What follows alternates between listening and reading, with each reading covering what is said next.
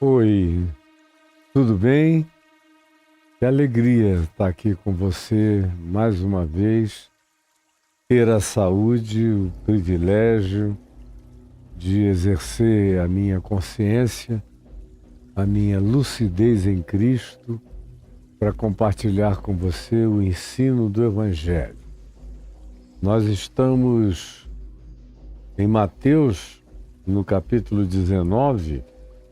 Ontem eu falei do verso 23 ao verso 27 e disse que hoje nós prosseguiríamos do verso 27 ao verso 30. E amanhã eu continuo no verso 20, que é uma sequência. Quando Jesus afirma o que afirma no verso 30, ele introduz o que está aqui colocado nesse capítulo 20, do verso 1 em diante, porque essa subdivisão, como você sabe, foi uma imposição das editoras que publicaram os evangelhos, dividindo em capítulos e versículos, para facilitar a memorização, achar aonde estava. Tem a sutilidade, exceto quando interrompe a sequência da leitura. Muitas vezes essas divisões fazem o indivíduo chegar aqui e parar e achar que o que segue é outra coisa. É por isso que, sem contexto anterior e sem contexto posterior, a maioria das pessoas, por mais bem intencionadas que estejam, leem apenas o fragmento entre esses bolds que estão aqui, versículos, ou das antigas caixinhas de promessas, enquanto se deixava conduzir pelo engano. Como diz o Salmo, a sua sensação de bem-estar os conduz à perdição.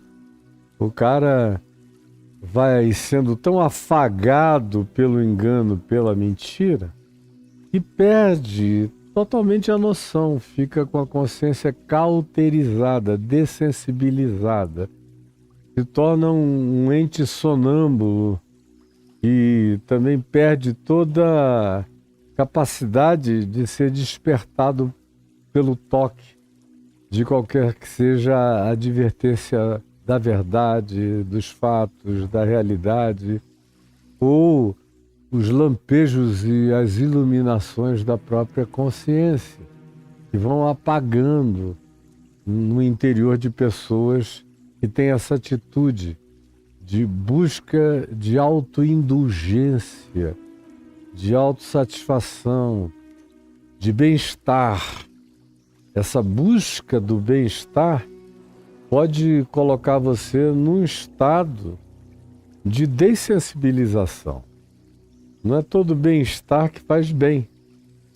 Tem muitas manifestações de bem-estar que são apenas uma adaptação da mortificação da sensibilidade da consciência para a verdade que está gritando e a gente está tentando blindar os ouvidos, os sentidos e as percepções para não ouvir, porque molestam, porque nos demandam reflexão, admissão, arrependimento, transformação, como Jesus disse, a fim de sermos por Ele curados. Mas tem gente que não quer cura que venha de Deus, de fato. Elas querem não sentir nada. Elas querem toda a coisa que possa a elas vir como analgesia, como diminuidora de dores ou bloqueadores de qualquer que seja o sistema nervoso central da alma, da mente e do espírito que provoque uma reação de dor mediante o molestamento saudável da consciência. Mas não querem. A maioria não quer.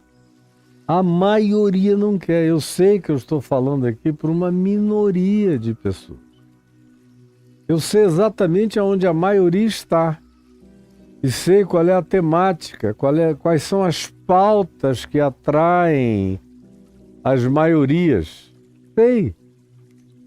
Mas sei que esta é uma época em que as pautas de Jesus, as pautas da verdade, estão sendo cada vez mais abominadas na era pós-verdade. Ninguém quer. Pode molestar, pode gerar um desconforto, pode fazer pensar, pode tirar o indivíduo daquela zona de amortecimento na qual ele se colocou, de anestesiamento deliberado. Então não querem. Eles querem não pensar, não refletir, não sentir, não aprofundar, querem superficializar, querem sufocar tudo aquilo que pretenda ter vida própria de Deus no coração. Não, em mim não. Querem determinar o que neles seja verdade como manifestação de anestesiamento que arranque toda e qualquer expressão de dor. Sem perceber que o leproso, o indivíduo que carrega esse mal da hanseníase, uma das coisas que mais caracterizam essa enfermidade é a perda das sensibilidades. É por isso que quando a doença vai se agravando e o indivíduo vai perdendo cada vez mais as sensibilidades e começa a perder nas extremidades mais sensíveis do corpo, começam a haver catástrofes. A pessoa não sente mais o calor, então pega numa panela fervendo, sem saber que está fervendo e sem sentir o fervor e o calor, queima, às vezes o dedo fica grudado lá, ou queima a mão, ou arranca um pedaço de um dedo do pé num tropeção, vai embora e não vai sentindo, vai deixando pedaços e não sente nada.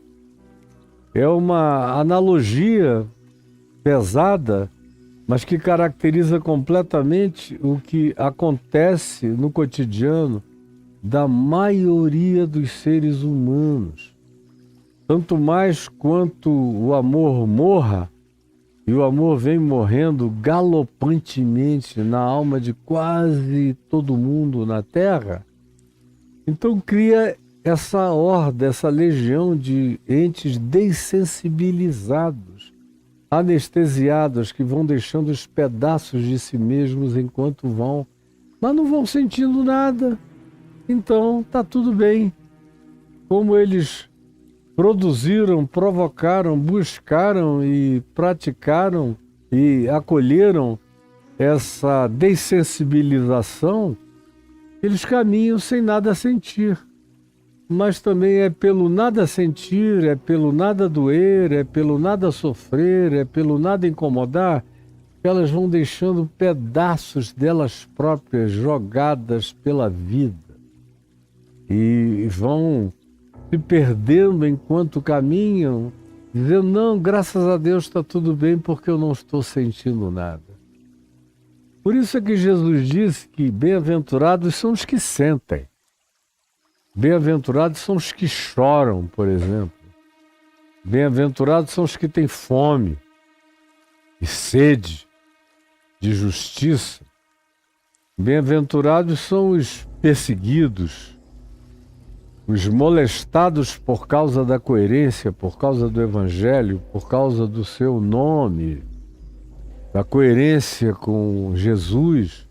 Isso tudo é desconfortável, mas Jesus disse, bem-aventurados são esses. Está aqui, na exposição longa que eu fiz de uns 10 dias ou mais, em Mateus, no capítulo 5, nas bem-aventuranças, nos Macários.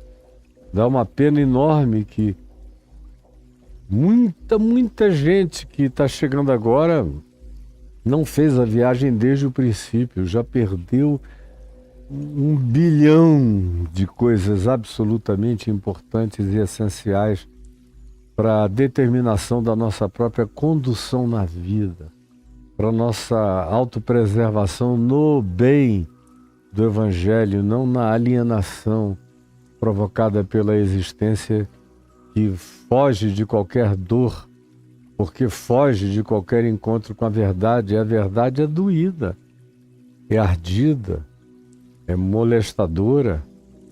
Arrependimento provoca revisão e contorções, gera os mesmos tremores mutacionais que acontecem dentro de um casulo quando ele está no processo de metamorfose, de lagarta a borboleta. Isso não acontece sem dor, sem estremecimento. E nada na vida acontece sem dor, até para nascer. Você nasce e grita. É sinal de vida, é sinal de introdução numa nova dimensão. O nascimento sem dor, nessa existência espaço-temporal, onde a dor faz parte daquilo que nos defende, que nos protege, que nos avisa, que nos aconselha, que nos profetiza perigos, é essencial. Do contrário, você nasce para morrer com extrema rapidez, quando não existe essa bênção do dolorimento transformador na mente e na consciência humana. Então, agora nós entramos em Mateus 19, vocês lembram de ontem. A gente está vindo do jovem rico e de toda aquela panaceia disfarçada de piedade, conforme a gente viu, e está tudo gravado aqui no YouTube, é só chegar ali, procurar o jovem rico. Foram 3 ou 4 partes, se não me engano, 3 partes de jovem rico, e acompanhar todas. Aí ontem eu fiz um pequeno resumo de introdução do que Jesus disse sobre o perigo do anestesiamento das riquezas e de como o jovem tinha perdido a grande chance que Jesus deu a ele de se sentir mal. De mostrar, esfregar diante da face dele a verdadeira verdade acerca de quem ele era e de quem ele se escondia atrás do rapaz bonzinho. E dizia, tudo isso eu pratico, eu sou um ser sem desobediências.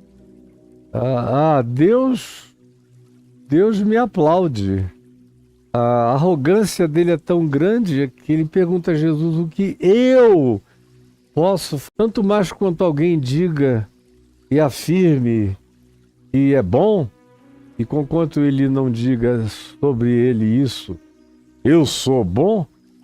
Mas por que ele chega chamando Jesus de bom mestre? E por que Jesus não aceita que ele assim o chame? Não é por nada, é só porque aquilo era simplesmente uma projeção do que o rapaz tinha dentro dele. É por isso que Jesus devolve a projeção, reflete aquela projeção, dizendo, por que tu me chamas bom? Na realidade, Jesus está dizendo, você está querendo se apresentar como o cara bom, por isso você me chama bom, para criar uma identificação que volte sobre você como validação da sua bondade.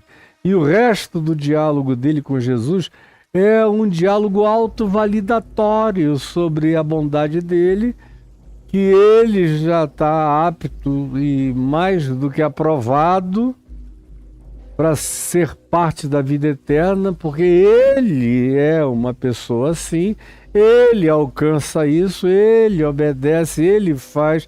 Ele é um supremacista, é um ariano moral, religioso, pseudo-piedoso, baseado nas exterioridades. E quando Jesus vai mostrando a ele que ele não aguenta o tranco da verdade, e quando o teste final é proposto a ele, ó, já que é assim, então vamos levar isso até o fim, meu filho.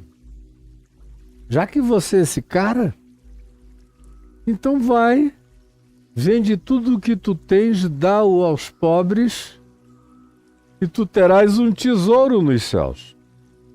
Depois vem e segue-me.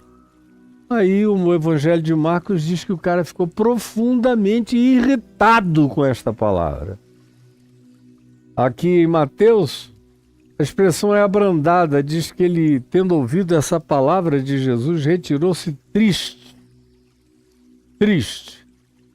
Mateus diz triste, Marcos diz irritado, com raiva. Raiva da verdade.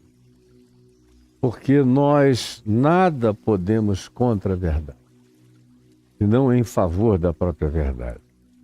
E aí eu fui explicando o significado do que Jesus disse aqui. Dificilmente um rico entrará no reino dos céus, a história do camelo pelo fundo da agulha, a impossibilidade não apenas do rico entrar por conta própria no reino dos céus, mas todo homem entrar. Porque na realidade, esse conceito de riqueza, eu expliquei ontem, carrega profunda subjetividade. E o texto demonstra isso aqui quando os discípulos de Jesus, dentre os quais só um fora rico, de fato, que era Mateus, o coletor, o maioral da Galileia, rico, seguira ele. Os demais eram remediados. No máximo, classe média da Galiléia, de Cafarnaum. Pedro, Tiago, João, André, a empresa pesqueira, o seu Zebedeu que ficou para trás para cuidar dos negócios, eles seguiram com Jesus. E é justamente Pedro que toma a palavra e diz: e quanto a nós tudo te deixamos, porque não é preciso ter propriedades, nem casas, nem palácios, nem mansões, nem nada disso para dizer tudo te deixamos. O tudo de cada um é muito relativo.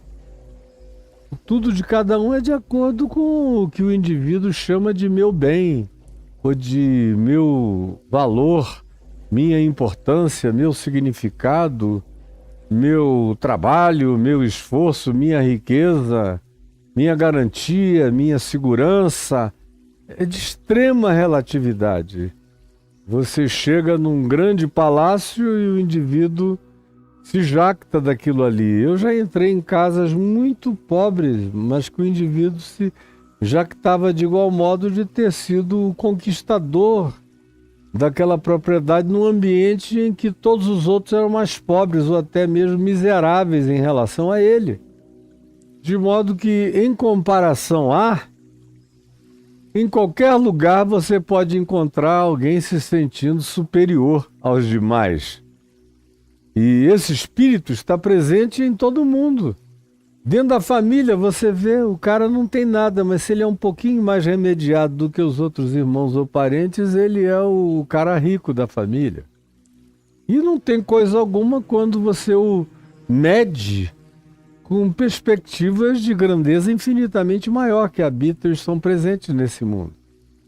Então, na realidade, o que Jesus nos mostra nessa sequência aqui é que todos pecaram e todos igualmente carecem da glória de Deus, e entrar no reino dos céus é graça de Deus sempre. É favor imerecido sempre. Porque todos pecaram e todos carecem da glória de Deus. A arrogância de um rico vem travestida de bens e propriedades quantificavelmente visíveis. Mas a arrogância de pobres não necessariamente vem carregada de nada disso, mas muitas vezes vem carregada de ódio, amargura, juízo, superioridade moral, ou aquela capacidade de dizer eu não tenho, mas sou muito melhor do que esses caras todos que têm, ou aquela atitude de se sentir tão superior que se dá o direito de ficar com raiva, achando que o mundo inteiro boicotou e não enxergou a grandeza que você possui, carrega e é em si mesmo. A mesma coisa está acontecendo do ponto de vista da subjetividade, que só engana quem olha só com os olhos, mas não engana quem enxerga um pouquinho mais para dentro do coração. Imagina se vai enganar a Deus em Cristo Jesus. É tudo grande tolice humana. Não passa disso. Por isso Jesus disse, olha, os ricos dificilmente entrarão. Mas quem quer que tenha essa visão de que deixou coisas por amor ao reino de Deus, está na mesma embarcação deles. Está andando no mesmo caminho. E eu quero dizer o seguinte, quando Pedro perguntou se é assim, como será possível alguém entrar no reino de Deus? E Jesus disse, olha, aos homens isso é impossível. Tanto faz ser rico ou ser pobre.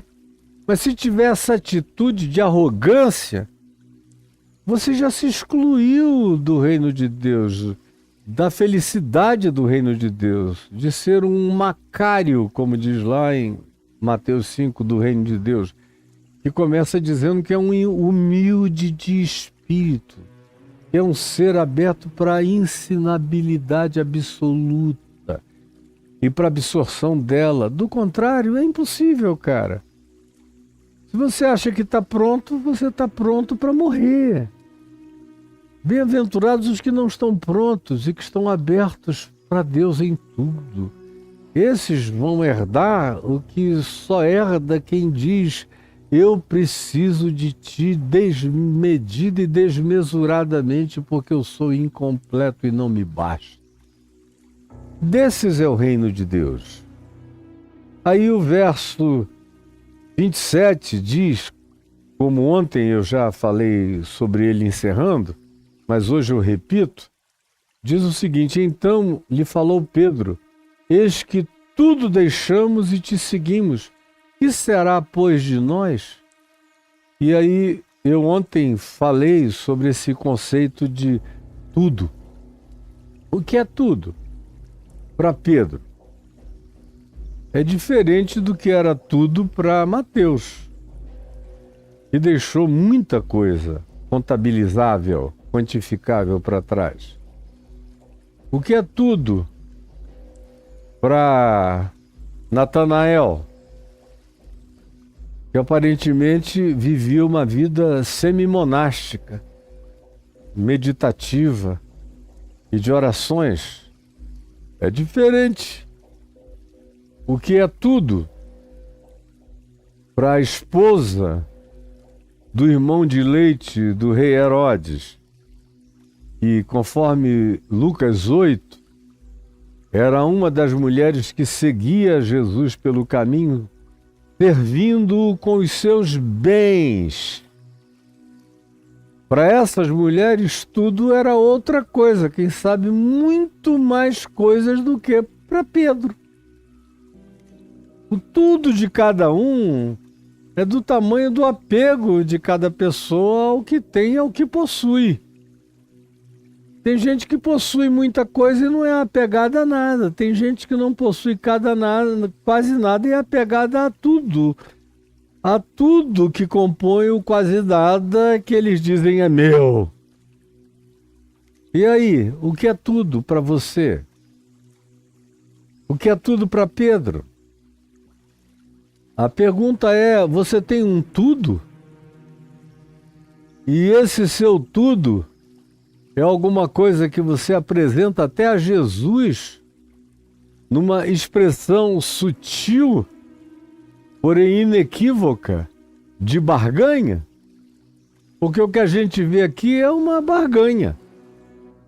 E quanto a nós, Senhor, que deixamos tudo para te seguir, que será, pois, de nós que deixamos tudo para te seguir?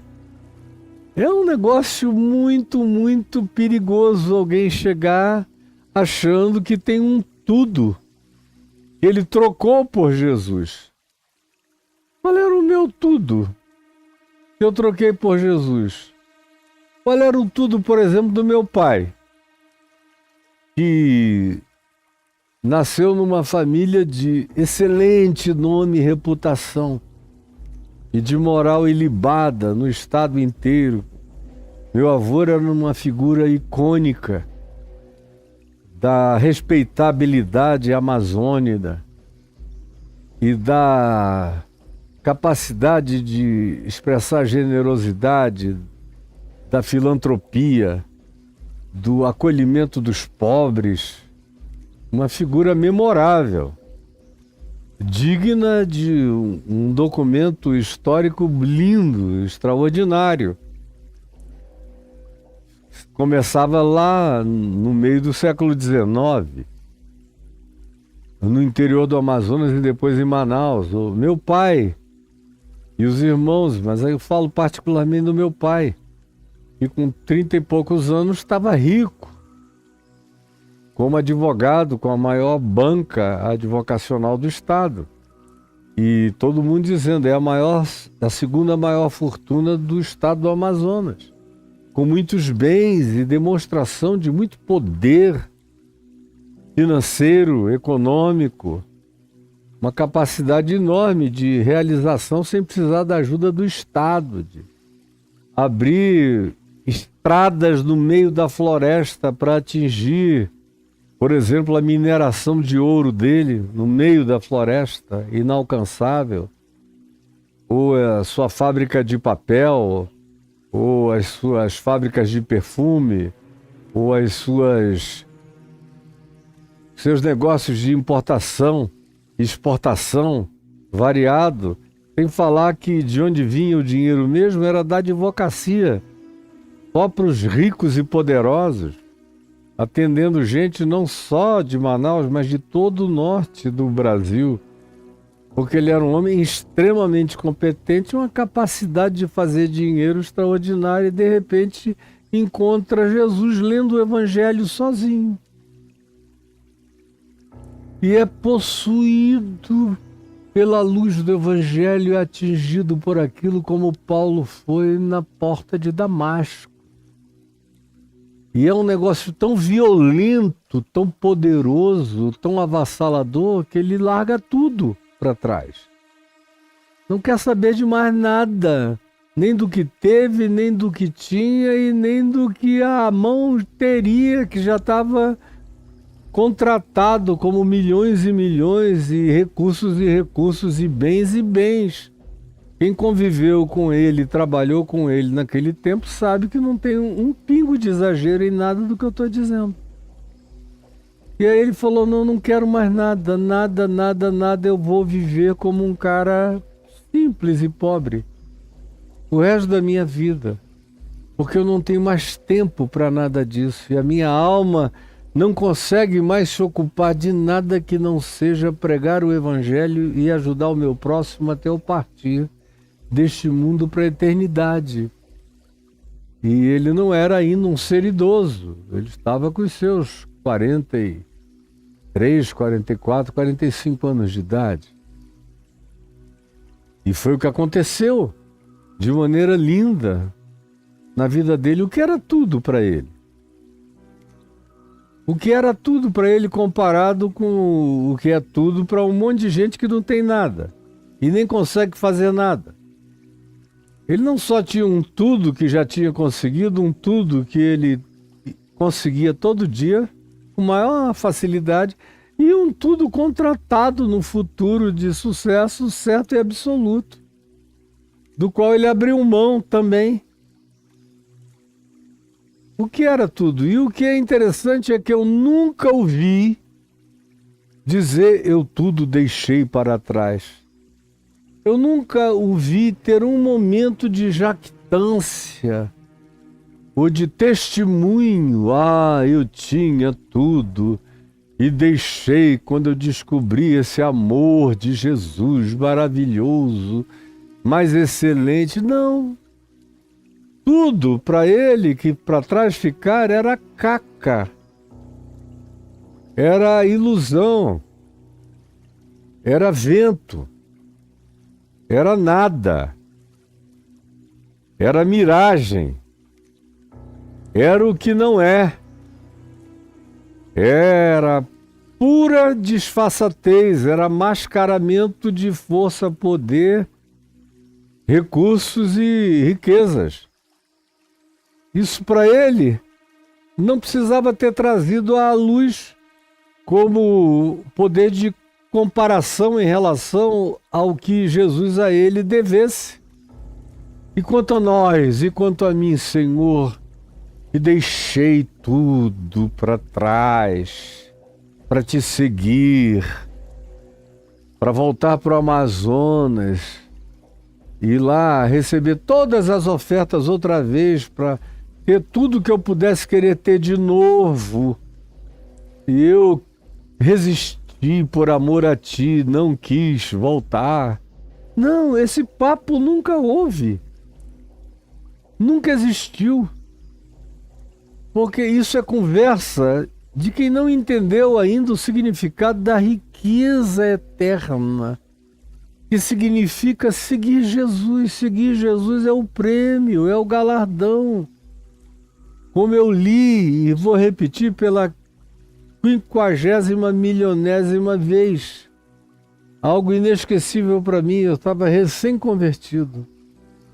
Quando eu passei na copa da nossa casa em Manaus, na rua Urucará com a rua Tefé, e havia um cartão das edições paulinas, escrito, colocado em cima de um buffet que havia lá, de um móvel, e estava escrito, era uma foto de homem jogando a rede ao mar, em preto e branco, nunca mais vou esquecer. E havia uma frase dizendo: para aqueles que trabalham para Deus, basta-lhes a recompensa de um dia o haverem conhecido. Para aqueles que trabalham para Deus, basta-lhes a recompensa de um dia o haverem conhecido. Aquilo entrou em mim, me rasgando por inteiro. Passou a ser um mote, uma confissão existencial e uma alegria e uma coroa de glória invisível e de certeza da prosperidade do Evangelho no meu ser, que nunca mais me largou. Faz 51 anos, no dia 18 de julho, ou no máximo em agosto desse ano, que foi mais ou menos um mês depois da minha conversão que eu li aquilo, vai fazer 52 anos que aquilo me atingiu como uma bomba e está presente aqui dentro de mim, latejantemente. Esse é o meu privilégio, deveria ser o teu também. Aí vem Pedro e pergunta: e quanto a nós, Senhor, que tudo deixamos e te seguimos, que será, pois, de nós? A paciência de Jesus é maravilhosa. Eu, por exemplo, teria eventualmente, digo, você é um palhaço, né, meu irmão querido? Querido e amado e fraterno palhaço, amigo meu. Tudo o que, cara? Tudo o que? Olha só, não o que você deixou. Pensa no que te alcançou. O que é o meu passado? Meu Deus, Deus me livre do meu passado. Aí você diz, o seu também, não é, Caio? Você tem mais é que ficar grato de ter saído de onde você saiu. Mas você também, meu amado palhaço fraterno em Cristo Jesus. Todos nós, não é, seu bobinho?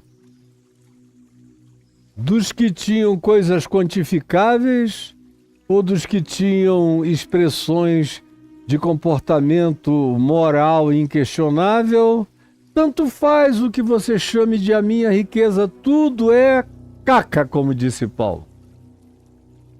Tudo é esterco. Tudo, no máximo, serve de fertilizante, de boa caca, para essa eclosão da coisa nova que de mim brotou pela misericórdia de Deus. No máximo é isso, aquilo para o que o meu passado, seja ele de que natureza seja o seu, de que natureza tenha sido, possa servir. Não passa de caca. Agora, é patético. E como isso é tão recorrente, é tão presente, eu vejo toda hora as pessoas se sentindo injustiçadas. Meu Deus, aí vem buscar ajuda. Eu ouço isso há mais de 50 anos. Recorrentemente. Caio, eu deixei tudo por causa do Evangelho. E o cara que já chegou para mim uma vez e disse assim, assim que eu me divorciei, e ele ficou sabendo que eu estava tendo uma relação extraconjugal, ele chegou e falou, ah, meu pastor, quantas mulheres gostosas eu deixei de comer por tua causa, porque eu estava ali na beirada para fazer uma besteira e eu ia te ouvir durante anos e anos e anos, aí eu ouvia, me acordava e deixava de fazer. E agora você faz aquilo que você conseguiu em mim que eu deixasse de fazer. Eu falei, olha, cara, desculpa, mas isso é de uma idiotice enorme, porque se você está aqui se lamentando por isso, imagina se eu fosse me lamentar por ter crido no que eu creio e por ter pregado o que eu continuo a pregar mesmo contra mim. A palavra não mudou porque eu sou falível e relativo. O Evangelho não se tornou menos absoluto, ele continua absoluto mesmo contra mim. E continua a pregar a mesma verdade, fazer o mesmo convite à fidelidade e a me colocar como réu sentado diante da luz de Deus, confessando o meu pecado. Agora, se o negócio é comparação, imagina os acessos que eu tive a vida inteira para fazer isso todo dia, várias vezes por dia. Se eu fosse um manipulador promíscuo e perverso, enganador, de gente carente, sobrecarregada de todo tipo de necessidade emocional, imagina. Mas não, eu não tenho essa memória, não tenho esse arrependimento. É bom ser santo, é bom ser limpo, é bom ser sincero, é bom ser honesto, é bom ser fiel, é bom ser leal, é bom ter uma única esposa, é bom ser marido de uma só mulher, é bom ser honesto para com os seus filhos, é bom e é necessário que portas adentro a minha casa eu mantenha em todos os sentidos o meu coração sincero. É bom, é imprescindível, é saúde para mim, é vida dos meus ossos ao meu espírito, é a certeza da não morrência da minha consciência, que quer se renovar e crescer. Eu não estou dando razão a mim no pecado que eu publicamente escrevi, confessei, assinei, publiquei para todo mundo, que ninguém descobriu.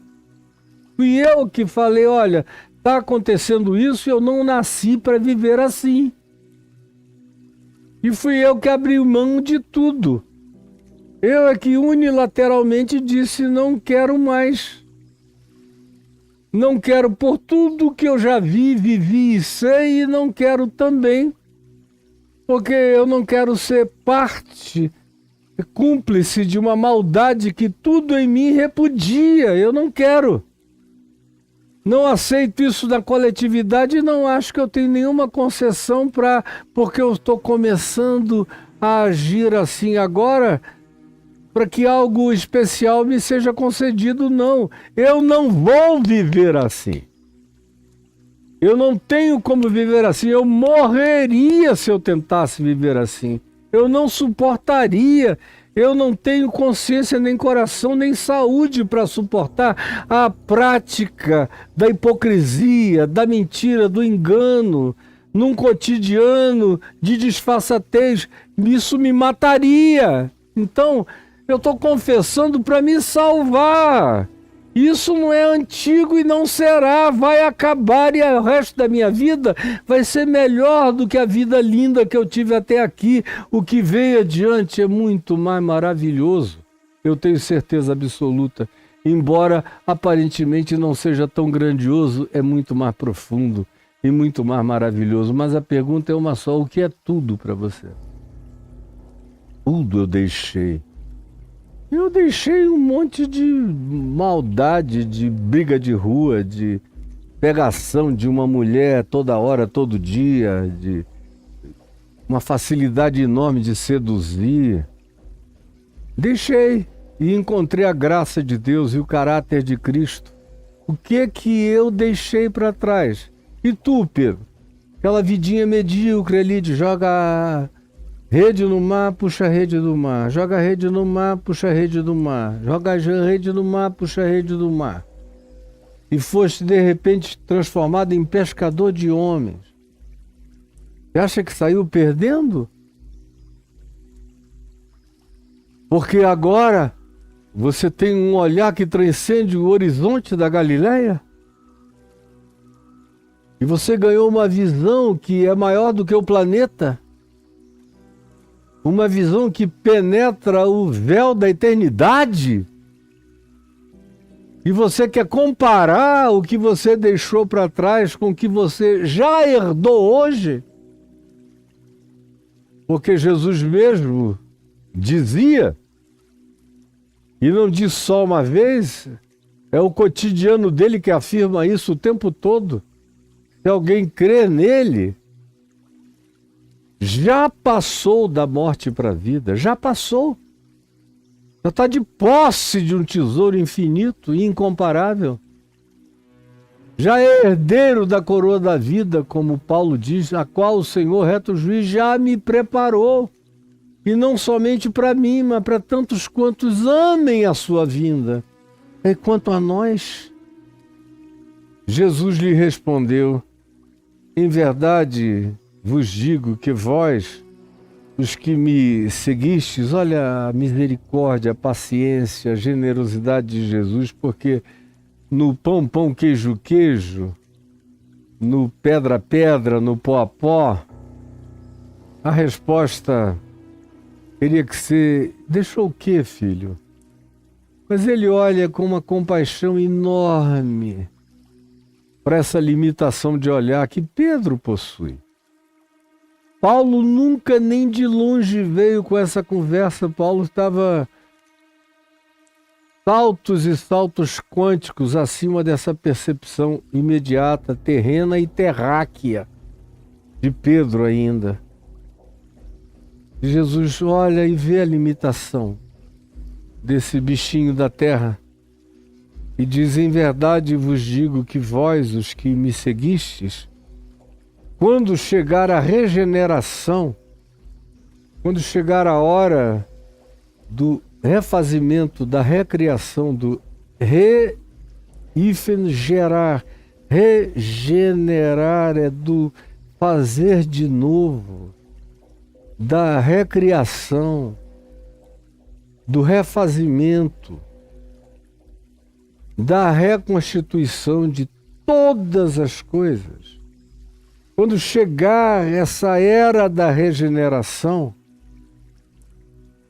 Jesus diz: o Filho do Homem, e é ele mesmo essa imagem usada no livro de Daniel e que fora incorporada no jargão do rabinato de Israel, a alusão ao Messias como o Filho do Homem. Quando na regeneração o Filho do Homem se assentar no trono da sua glória, como Jesus diz em algumas ocasiões, quando vier o Filho do Homem com as nuvens dos céus e miríades de seres e de criaturas e de entes celestiais e multidimensionais, quando vier com todos os anjos da sua glória e, como diz o livro de Enoque, com todas as milícias e hostes das dimensões celestiais, quando vier o Filho do Homem, quando Jesus vier como o Cristo de Deus para o planeta, definitiva e visivelmente, inquestionavelmente, todo olho verá, para patrocinar essa regeneração de todas as coisas. Então, Jesus prossegue dizendo, e se assentar no trono da sua glória, que não é o trono de Satanás, que Satanás lhe ofereceu, quando disse, tudo isto eu te darei, se prostrado me adorares, que é o trono do poder deste mundo, que é o trono da Babilônia, do sistema, que é o trono abençoado pela religião, pelo falso profeta, que é o trono da ambição por todas as riquezas deste mundo, por todos os minerais raros, por todos os poderes, por todos os conhecimentos e tecnologias e aparatos e tecnomagias e tudo mais que se possa conceber, que é o poder de matar, de destruir, de ameaçar a existência do planeta com bombas de autodestruição. Esse é o poder que foi oferecido a Jesus quando o diabo disse, olha, ajoelha só um pouquinho e olha para mim assim com um olhar adorativo. E tudo o que tu vês no presente, no futuro, e tudo que já foi passado, e tudo que é presente, e tudo que será futuro, e tu vês tudo. Tudo isso eu te darei dos poderes deste mundo. E ele acrescenta no Evangelho de Lucas, porque me foi dado. Eu te darei, e tu prostrado me adorares. É o que os coaches ensinam a você, a teologia do domínio, a teologia da prosperidade. Está todo mundo trabalhando na linhazinha de Satanás. Todo mundo de joelho aí diante do mesmo trono, ambicionando as mesmas coisas, chamando isso de glória de Deus, de prosperidade de Deus, de vitória de Deus, de reinar em Cristo Jesus em poder sobre a terra. Tudo isso é o que o diabo ofereceu, mas a maioria não enxerga. E o herege sou eu. Quando vier o Filho do Homem nesta glória, que é glória exclusiva que vem do Pai, também vocês que estão hoje aqui comigo e deixaram ali suas casas módicas, suas familhinhas, suas vidas sem esperança nenhuma, numa repetição do mesmo até a morte. Mas vocês vieram, vocês acolheram e vocês reconheceram que eu sou o Cristo, o Filho do Deus vivo. Então, por essa revelação que veio do Pai para vocês, mas que não foi rejeitada no coração de vocês, eu vos digo que vos assentareis em 12 tronos para julgar as 12 tribos de Israel. 12 tronos para julgar as 12 tribos de Israel. A mesma coisa que está aqui no verso 28, você também encontra em Lucas, no capítulo 22, no verso 30, por exemplo. Mesma declaração. Os apóstolos do nada da Galileia, porque o tudo da religião de Israel estava em Jerusalém, era o centro do poder, e esses aqui são os Joões de ninguém, são, conforme as autoridades judaicas os designaram diante dos soldados que eles mandaram prendê-los, como sendo a plebe que nada entendia da lei de Moisés. Jesus diz, olha, quando chegar esse dia, tudo que tenha sido ou venha a ser autoridade em qualquer que tenha sido as tribos ou tenham sido as tribos de Israel, serão julgadas por vocês.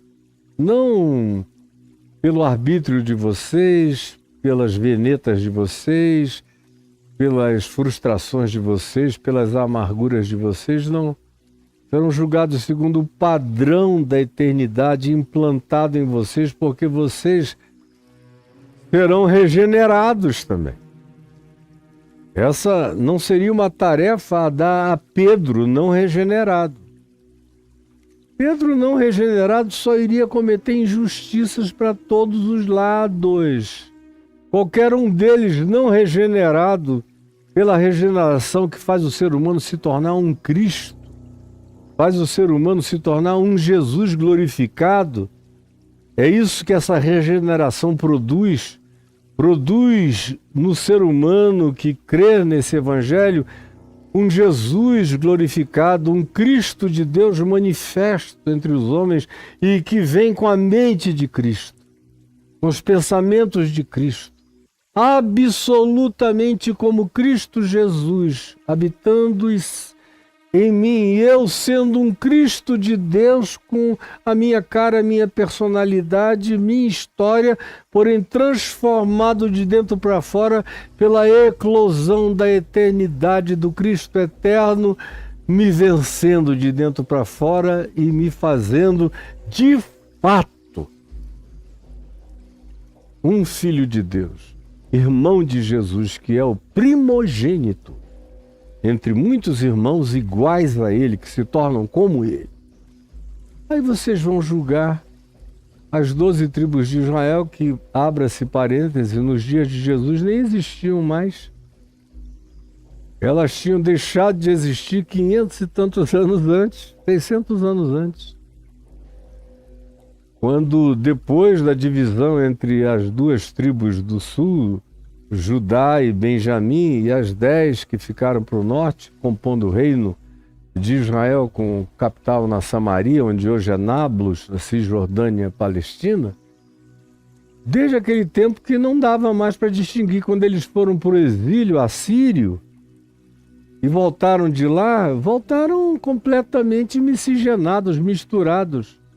Exames de DNA hoje mostram traços misturados com milhares de outras miscigenações genéticas que aconteceu com eles. Então, isso tudo aqui ganha apenas um poder simbólico.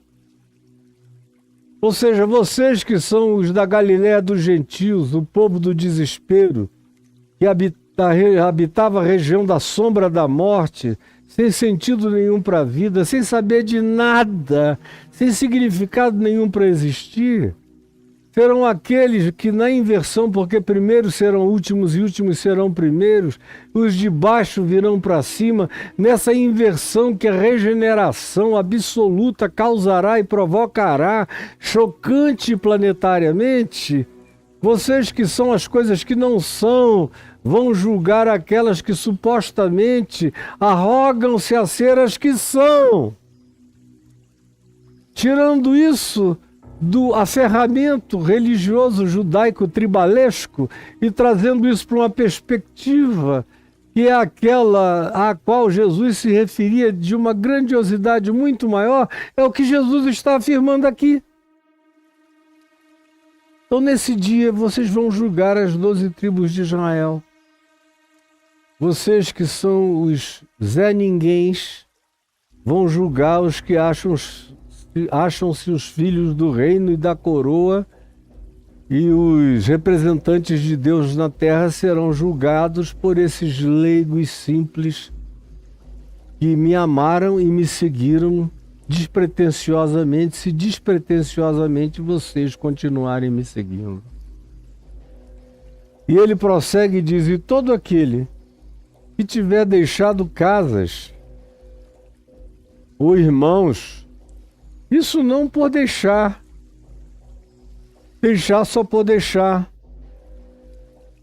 Meu pai, por exemplo, não é algo que eu ofereça como exemplo para ninguém. Eu não tomei como exemplo de dizer eu não quero ter mais nada do que eu tenho, tive ou possa ter. Nem para mim.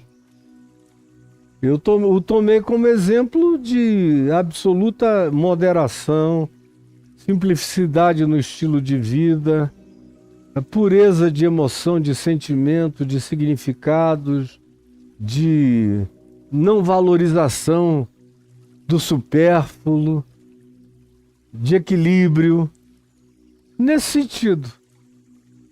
E é o que eu recomendo a todo mundo. Mas há casos que obviamente não são do meu pai, porque ele não estava premido por nada nem por ninguém a fazer o que fez. Não foi obrigado por ninguém, foi uma deliberação do coração dele.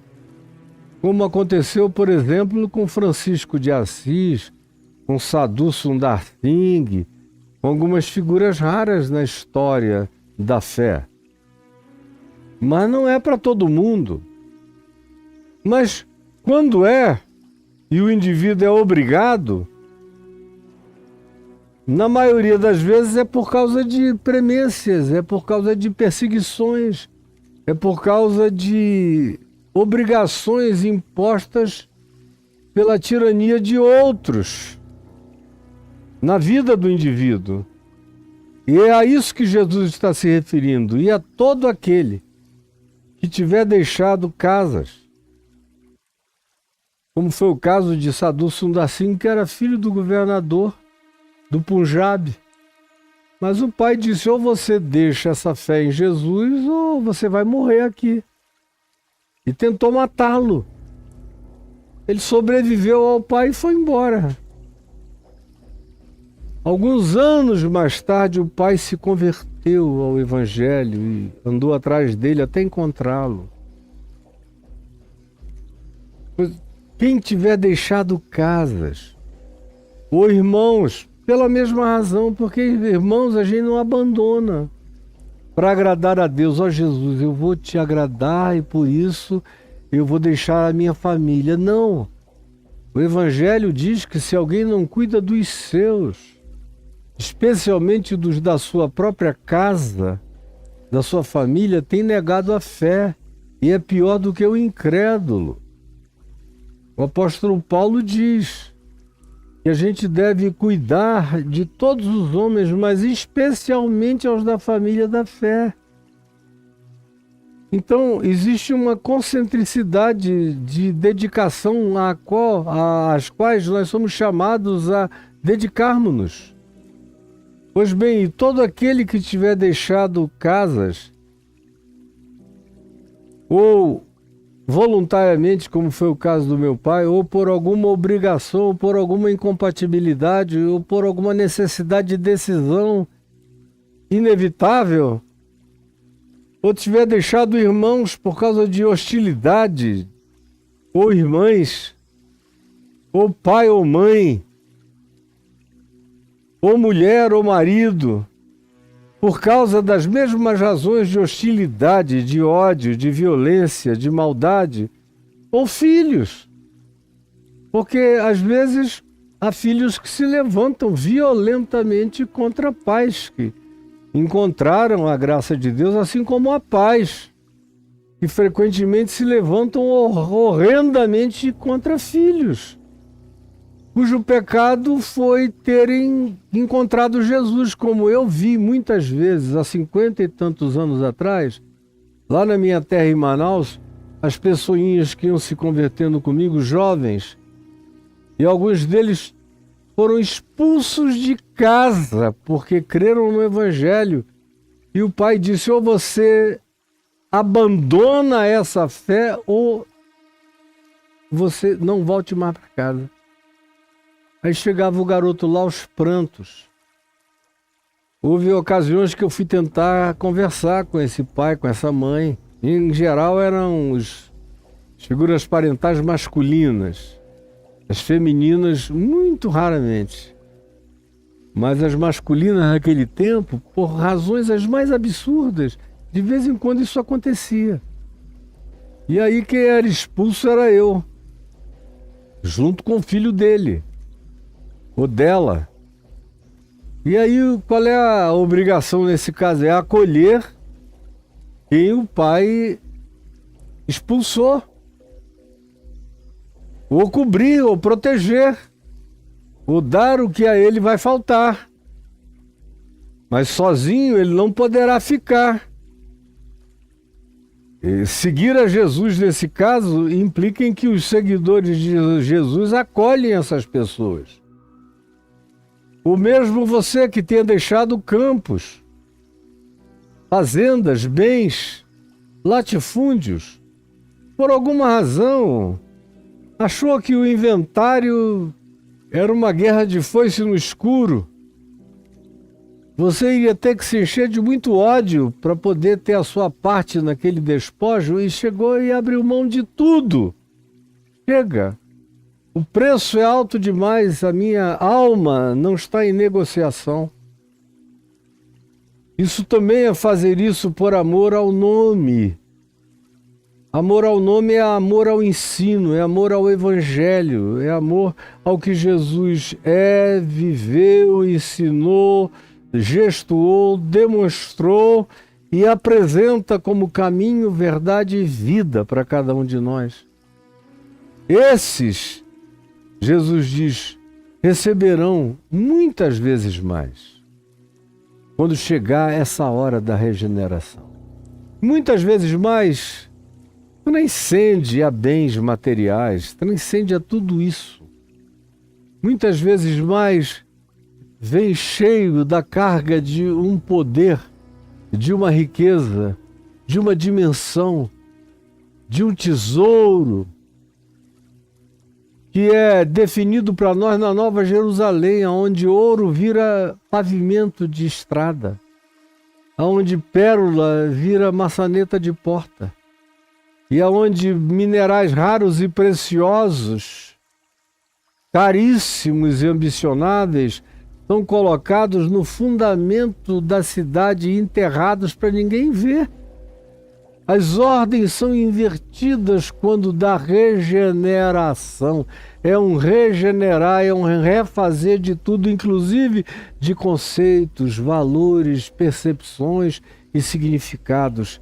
A regeneração que vem muda tudo isso, porque afinal, se as coisas continuassem como as coisas são, mesmo com Jesus presente nesse mundo, se os valores humanos continuassem a ser os valores do presidente Trump ou do autocrata Putin, ou os valores e significados continuassem a ser os dos sionistas cultuadores de pedras de Abraão, pedras de Sara, pedras de Isaac e de Jacó, o mundo continuaria a mesma calamidade, o mesmo bueiro do inferno.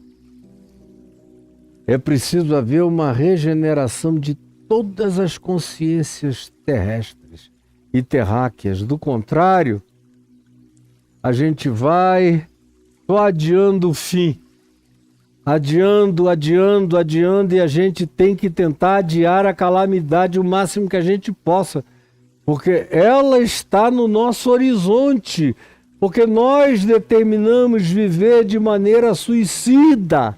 Ela está no nosso horizonte, no horizonte da humanidade toda. Então, Jesus vem, mas com ele vem a regeneração.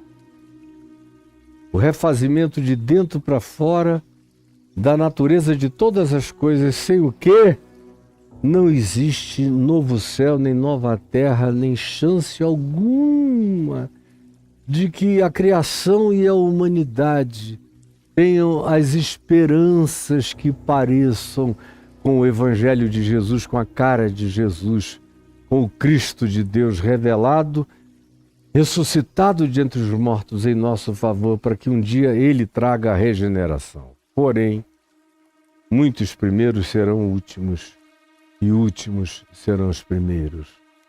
Agora, isso aqui é a introdução do que começa no capítulo 20, no dia de amanhã, para o qual eu convido você a estar comigo. Divulgue para os seus amigos, para quem quiser entender o Evangelho, ao invés de ficar ouvindo um monte de gente aí na internet dizendo tanta loucura, tanta loucura.